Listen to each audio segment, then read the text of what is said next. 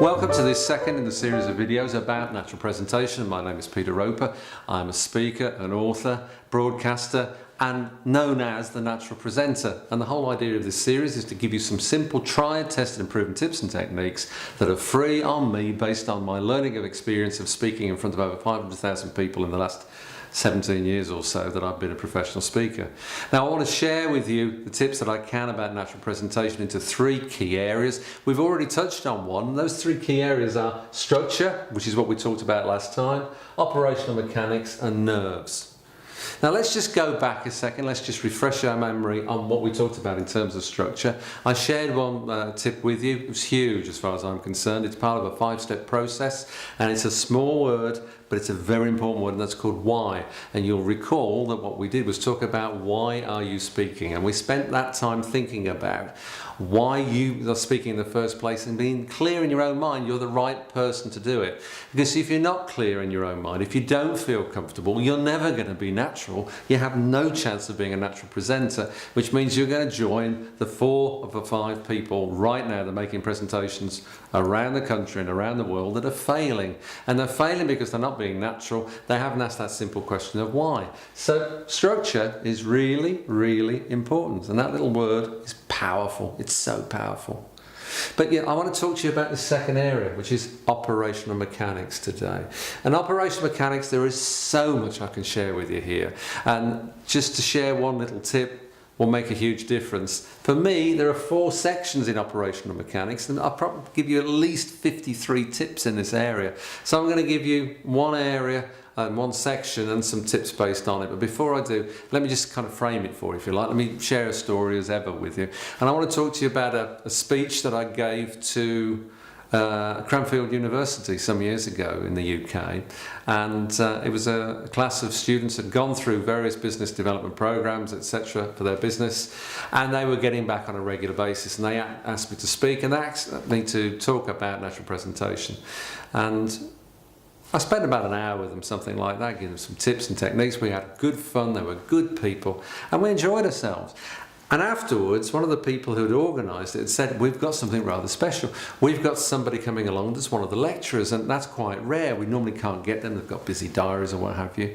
And he was actually in the audience beforehand, listening to what I had got to say. And one of the things I talked about was the fact that death by PowerPoint, and in the last clip I talked to you about, we do see death by PowerPoint presentations. Don't get me wrong, PowerPoint's got its place. It can be extremely useful. I use it.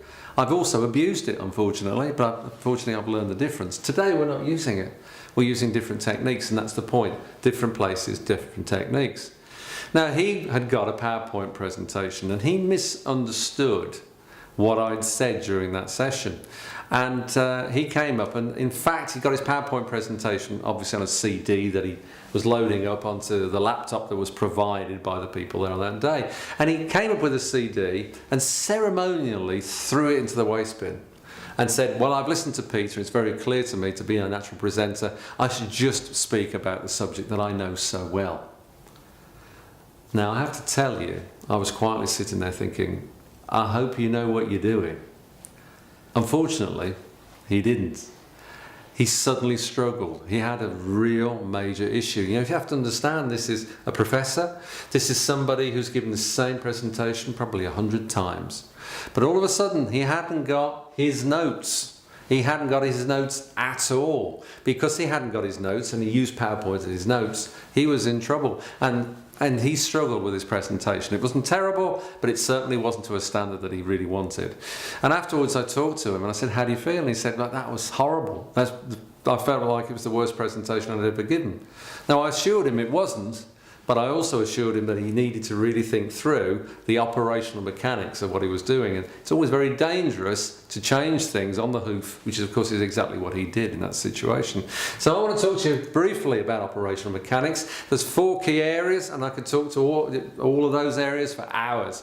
They are pre-production, production, audience and post-production. I'll say them again. Pre-production, production, audience and post-production. And what I want to talk to you about is pre-production. That's the time before you make the presentation or speech that you're making, before you get to the venue, whatever that venue is. And I've got half a dozen or so questions that I would ask of you. The first one is have you got all your kit? I'm surrounded here by now with tons and tons of kit, of audio and video kit and all that sort of stuff. When we're giving a speech or presentation, it's quite often the case that we need some kit with us. And you need to ask yourself questions like, well, do I need my laptop? Or if it's not a laptop, do I need my iPad? Do I need that piece of kit? Is it in your bag ready? Have you got a checklist of the things that you need to take on a day-to-day basis?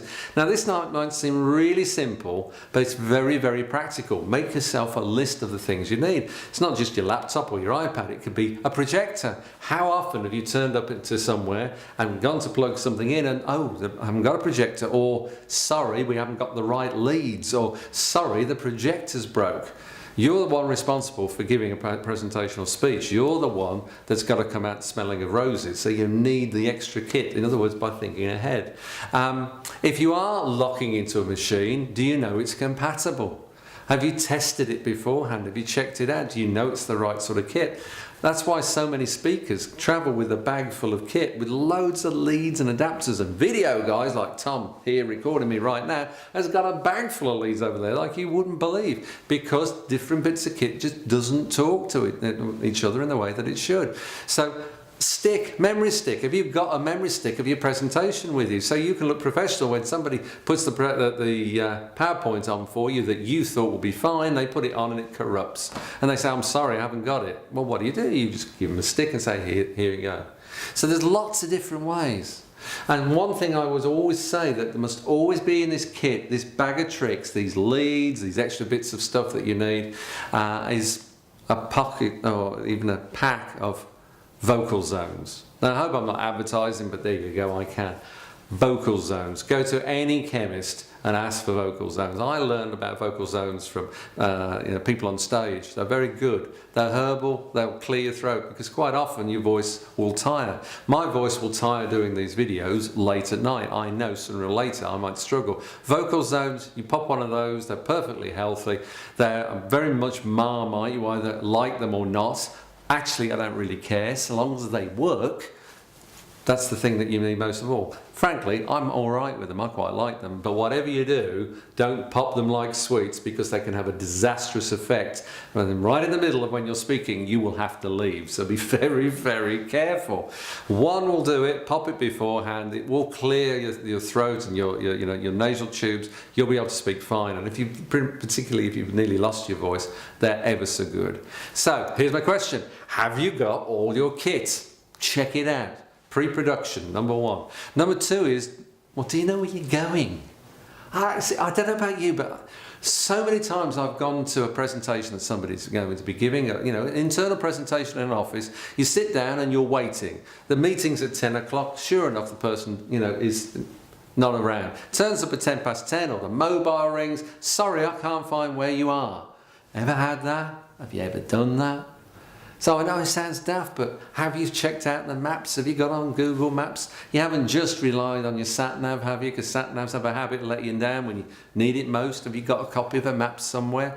I know this might sound crazy, but you see, the thing is if you're turning up, rocking up late, and you're turning up with your kit and you're trying to plug it in, has this ever happened to you? It's happened to me, and it's not fun. Are you relaxed? No. Do you look flustered, a bit sweaty, unkempt, what have you? Of course you do. More to the point, you don't feel relaxed. Even if you're looking good and bluffing it to a degree, inside you're not relaxed at all. And guess what? You're not a natural presenter anymore. You're one of the 4 in 5 who are not where they need to be in here. So, do you know where you're going? And make allowances for it. In other words, number 3 is, and I know this might seem really basic, but you know what? The amount of people that don't do this, allow enough time. In other words, allow enough time to get to where you're going. Make sure you know where you're going, and then find out how long it's going to take you. And whatever it is, double it, whatever it takes. Even, if it's something so important, do the trip beforehand. Try it, test it. If I'm speaking away somewhere and I stay in a hotel, the first thing I do is I put all my kit into the hotel and immediately go and find the venue. I find out how long it takes to get there. And then I talk to a couple of people and say, do you know what, I'm going to be making this trip from the hotel. I know it's only a few minutes away, but I'm going to be doing it at 8 o'clock in the morning. And the amount of times people look at me and say, oh, you better allow at least 30 minutes. And you better allow 15 minutes just to get out of this car park. And you better allow at least another 15 minutes to get checked out. All of a sudden, that's an hour. And yet, it's 7 o'clock at night, it took 10 minutes. Do you see what I'm saying? You say, I might be saying stuff to you that is so basic, but it's all about being a natural presenter. Allow more time. The last one of this series, if you like, in terms of operational mechanics, and as I said, I've got 50 odd things I could give you, but I'll just give you this fourth one for now, is clothing.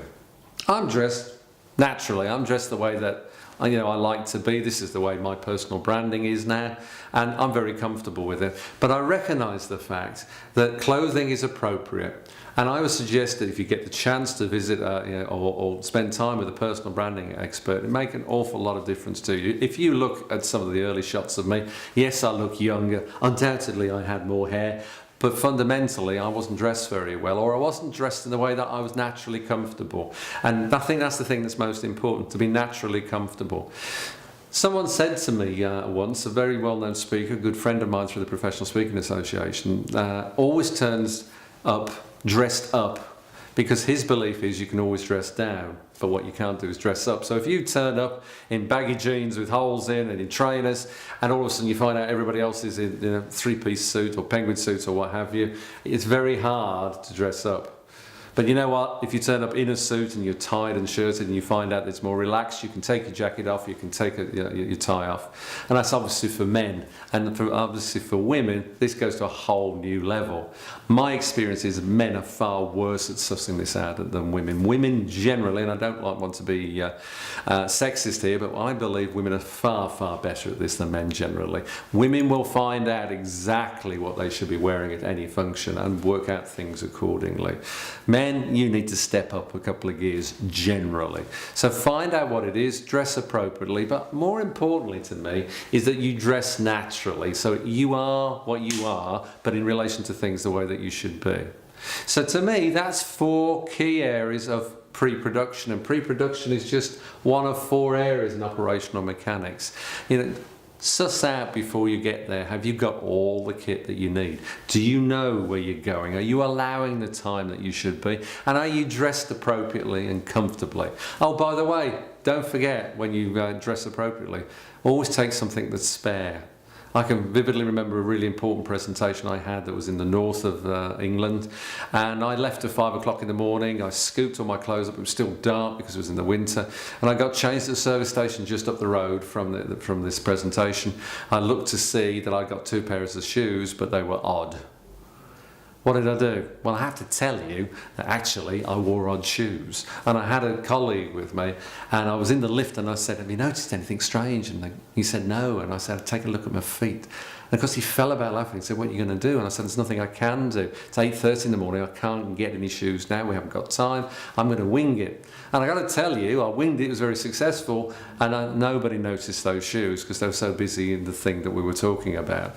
But I knew I wasn't as comfortable as I would normally have been. So here's the thing, sometimes you just have to get on with things, but wouldn't it be better if I'd got the shoes out the night before in daylight so I could have sussed that I got the right pair of shoes? So pre-production is part of operational mechanics. Those are the key areas that I think will help you to be a natural presenter. They're all tried and tested, they're proven, they're simple tips and techniques. You probably know all of them, but the thing is do you consciously work with them in a way to make you a natural presenter, to make you one of the 1 in 5 that's going to score the result, whatever that result is that you want for yourself. And so that's it for this clip. In the next clip, we talked about structure, we talked about operational mechanics, we're going to talk about nerves. And nerves are the one that people always want to know about. They're always asking me, what's my main tips for nerves? Well, I'm going to give some good stuff on nerves, very simple, that will make a big difference for you. And you'll find it useful just as you have in these previous clips. But for now, thanks for watching. And remember, if I can help you in any way, just let me know. Thanks very much.